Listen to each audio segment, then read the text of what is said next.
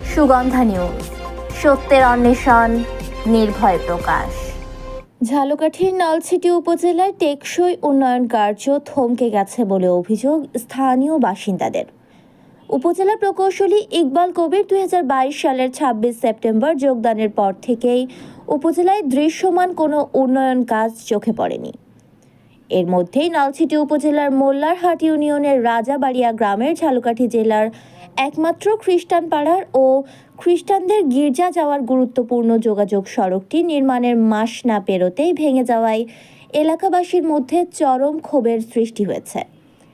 স্থানীয় সূত্রে জানা যায় 2023 সালের শেষ দিকে সড়কটির নির্মাণ কাজ সম্পন্ন হয়। তবে নিম্নমানের সামগ্রী ব্যবহারের কারণে নির্মাণের অল্প দিনের মধ্যেই রাস্তাটির বিভিন্ন স্থানে ফাটল দেখা দেয় এবং কিছু অংশ ভেঙে যায়।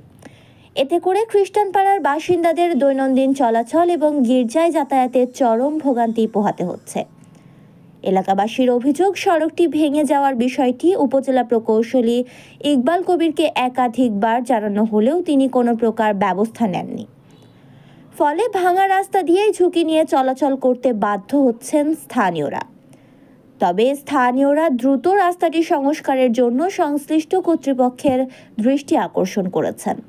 তাদের দাবি, টেকসই উন্নয়ন নিশ্চিত করতে প্রকৌশলীর উদাসীনতা পরিহার করা উচিত এবং দ্রুত ভাঙা রাস্তাটি মেরামত করে জনদুর্ভোগ লাঘব করা প্রয়োজন। করছেই 2 নম্বর মানুষ হলে আওয়ামী লীগের মানুষ সব চেতা লাগে, কেউ কথা কইতেও পারে না, কেউ জিগাইতেও পারে না তুমি এটা করো কি। হেরা যা করছে হে মত হেরা করিয়ে গেছে।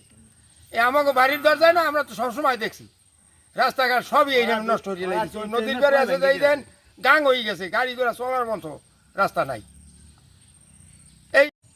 এই রাস্তাটি গত বছর করা হয়েছে, তো রাস্তাটির কাজ খুব একটা ভালো মানের হয়নি। এলাকাবাসী বাধা দেওয়া সত্ত্বেও তারা উপরস্থ লোকের নিকট ফোন দিয়ে তারা এই রাস্তাটি জোরপূর্বক কোনো মতে আর কি করিয়ে নিয়েছে। তাই আমাদের দাবি থাকবে রাস্তাটি যেন আরও পুনরায় খুব ভালোভাবে মেরামত করা হয় বা করা হয়।